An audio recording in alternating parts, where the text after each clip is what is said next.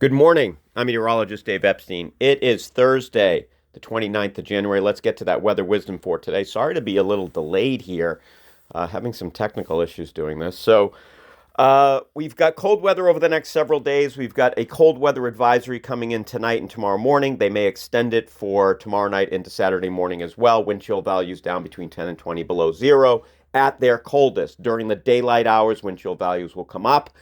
You'll be able to get outside, take a walk. I would not take the dog for a walk for a long period of time, but certainly take a walk with the dog. Get them out to do their business if you need to get outside.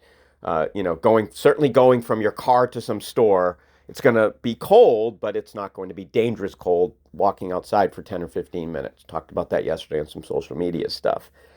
And then we get into Saturday. We're back up. So let me give you temperatures first of all. We're down near a little below zero tomorrow morning. Same thing for Saturday morning. High temperatures tomorrow are in the teens. It's a cold day tomorrow. It's definitely one of the colder days of the winter. Saturday, we're up near 20. Then we have to talk about the storm. So right now, I think it's most likely that areas over southeastern Massachusetts are going to see a significant snow event with also wind and coastal flooding. So this is more of a significant nor'easter the way it looks now. This could still wobble to the east. So this forecast could change in that significant part of the storm moves west toward Boston or it moves east further out over the fish. But right now, I think there's a higher likelihood, we're talking in probability now, that areas over southeastern Massachusetts, say from Plymouth down to the Cape and the Islands, you're going to see a more significant snowstorm. As you get into Boston, I'd say that we're definitely probably going to see some accumulating snow. Plowing could approach 6 inches, could approach 8 inches, but the teeth of the storm right now does not look like it's going to make it fully into greater Boston. And the further west of 495 you go, it's less likely that they get accumulating snow. You get accumulating snow of significance.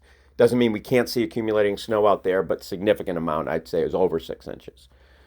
And that's where it stands now. The reason for this is that two pieces of energy diving down in the jet streams, polar jet, subtropical jet, they're going to merge. They're going to be off the coast. It's going to be a big storm. It's going to undergo what we call bombogenesis. It's going to intensify over 24 millibars in one day. That's significant.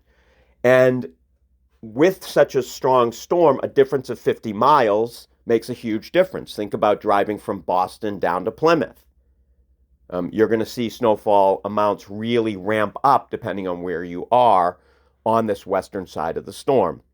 And again, we're going to have to be dealing with, depending on how close it comes, we'll have to deal with, especially over southeastern Massachusetts, things like power outages, et cetera, and that coastal flooding and beach erosion. And then it's out of here for Monday, and we're back to the sunshine. So that's the way things stand as of now. Have a great day, everybody.